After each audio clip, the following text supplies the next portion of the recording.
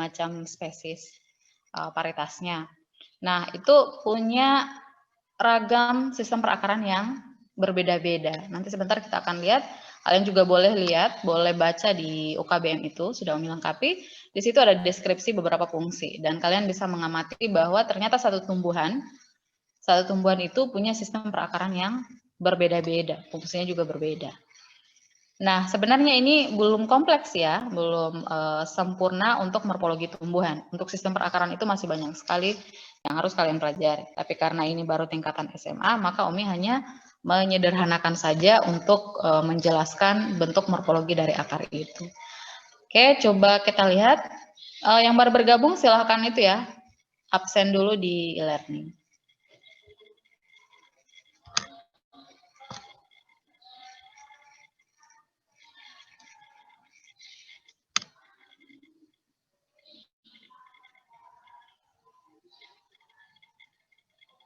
Nah, ini merupakan fungsi dari akar itu sendiri. Silakan di-download ya, Umi hanya mengulangi saja. Yang pertama adalah menyerap air serta garam-garam mineral atau zat hara dari dalam tanah. Nah, untuk mekanisme penyerapannya kalian sudah belajar di transport melalui membran, ya. Entah itu difusi ataupun osmosis. Jadi pergerakan air melalui sistem perakaran itu juga menggunakan konsep membran plasma, ya, transport melalui zat. Yang kedua, untuk membuat tumbuhan berdiri kokoh dan mendukung kuatnya tumbuhan di tempat hidupnya. Jadi dengan adanya sistem perakaran ini menyebabkan tumbuhan itu bisa tumbuh pada kondisi yang berbeda-beda, ya. Kalau misalnya habitatnya di lumpur, maka punya sistem perakaran yang berbeda. Kalau dia hidup di pasir, maka pasti sistem perakarannya juga berbeda, gitu ya. Jadi habitat ini nanti akan memodifikasi sistem perakarannya, gitu. Atau sistem perakarannya itu sesuai dengan habitat atau lingkungan di mana tumbuhan itu tumbuh. Itu yang kedua. Yang ketiga adalah menyalurkan air dan zat-zat makanan yang telah diserap menuju tempat-tempat di bagian tumbuhan. Oke. Dan yang keempat, fungsi sistem perakaran yaitu sebagai alat respirasi. Kemudian yang terakhir, akar ini menjadi media penyimpanan cadangan makanan, ya. Jadi di akar juga itu fungsinya adalah tempat penyimpanan cadangan makanan.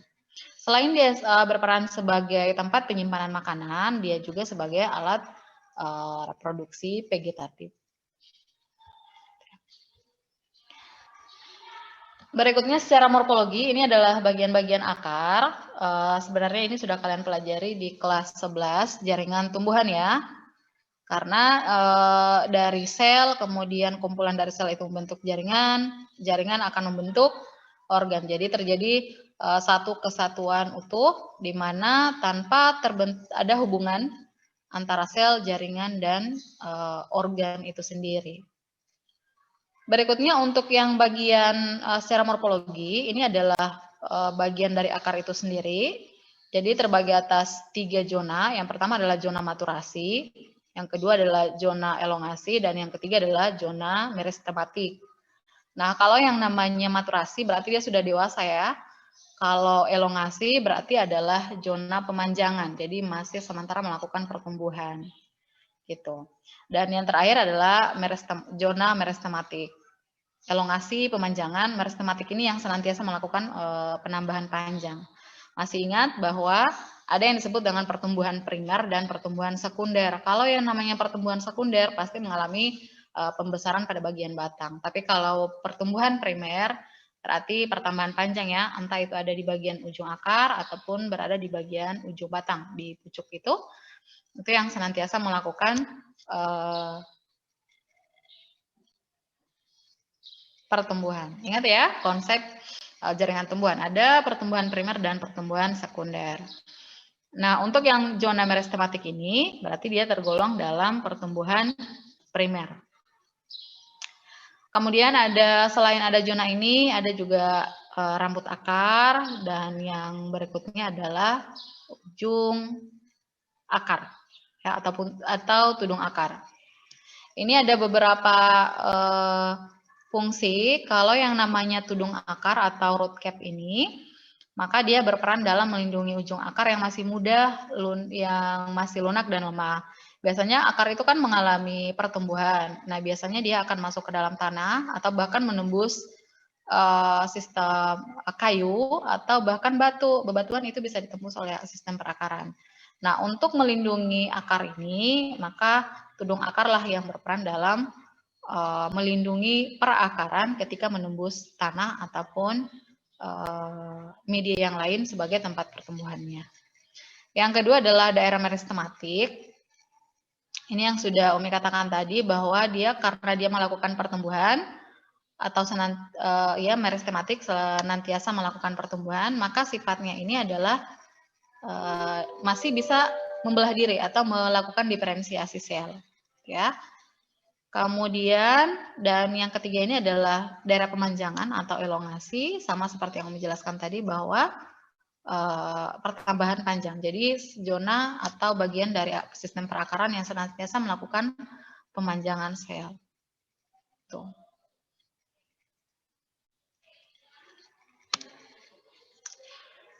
Maturasi ini sudah yang dewasa ya.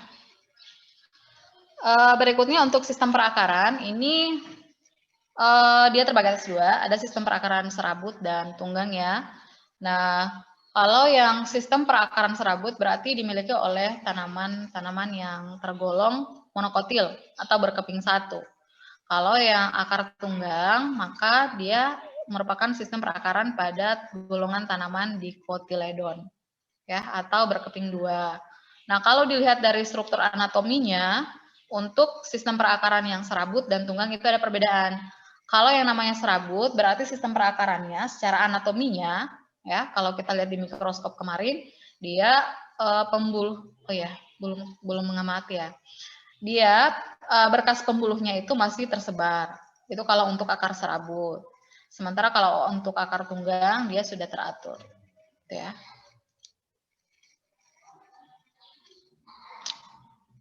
Beginilah untuk gambar dari atau penampakan dari sistem perakaran serabut dan tunggang.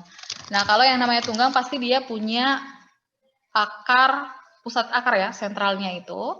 Jadi ada akar primernya, kemudian ada akar lateralnya. Tapi kalau misalnya akar serabut itu merupakan jenis akar lateral. Nah, kalau yang akar tunggang biasanya dia kemampuan dia untuk menembus lebih dalam pada tanah atau media yang lain, dia lebih kuat ya, cenderung lebih mudah dan kuat untuk dia bisa masuk atau melakukan pemanjangan selnya.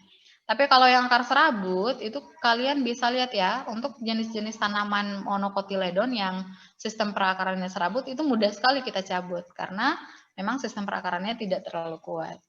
Gitu. Apalagi kalau ada bencana seperti ini, pasti jenis-jenis tumbuhan yang tergolong monokotil yang penampakannya itu adalah sistem perakaran serabut, maka pasti akan terbawa oleh air.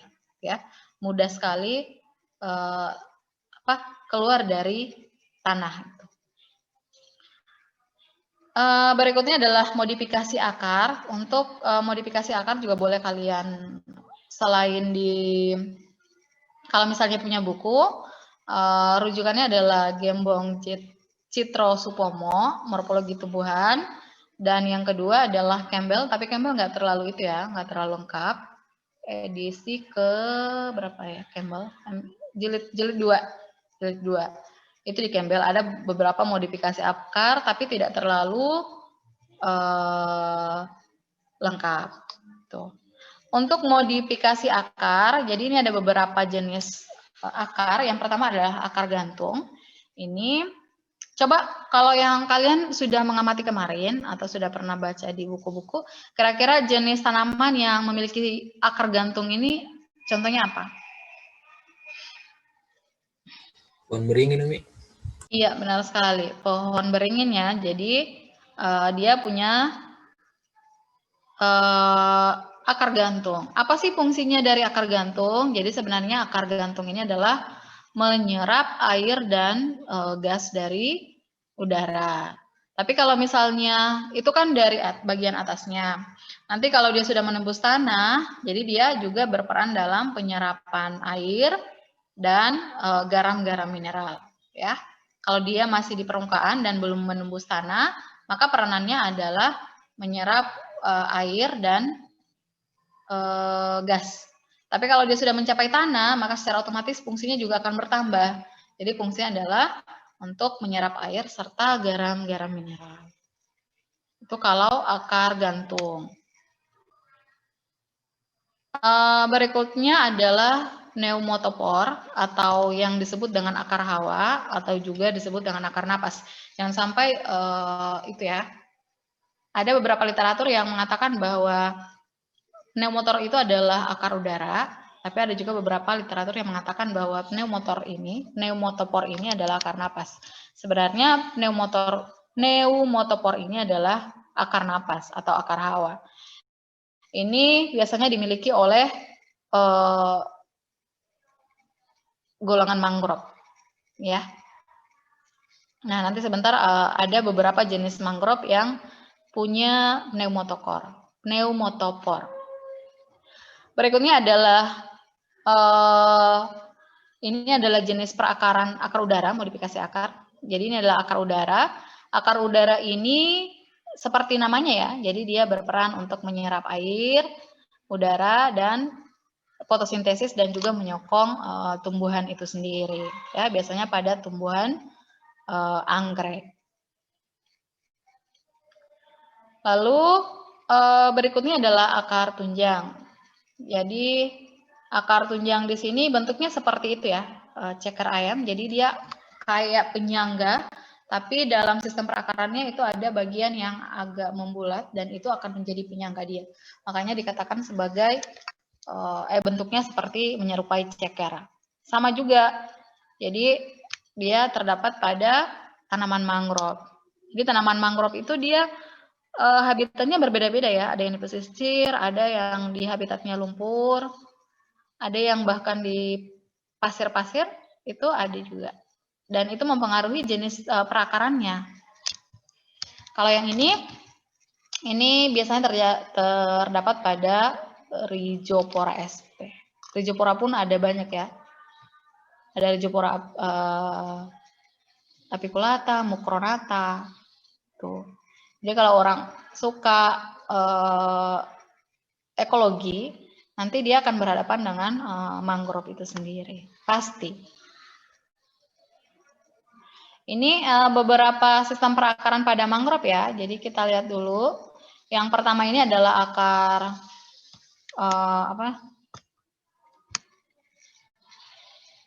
akar pangkuan ya, atau steel root. Sama juga pada akar pangkuan ini terdapat pada Rhizopora, karena Rhizopora itu banyak spesiesnya, jadi sistem perakarannya juga beda. Silahkan kalian download itu ya di e-learning. Kemudian yang kedua adalah penyangga. Ini adalah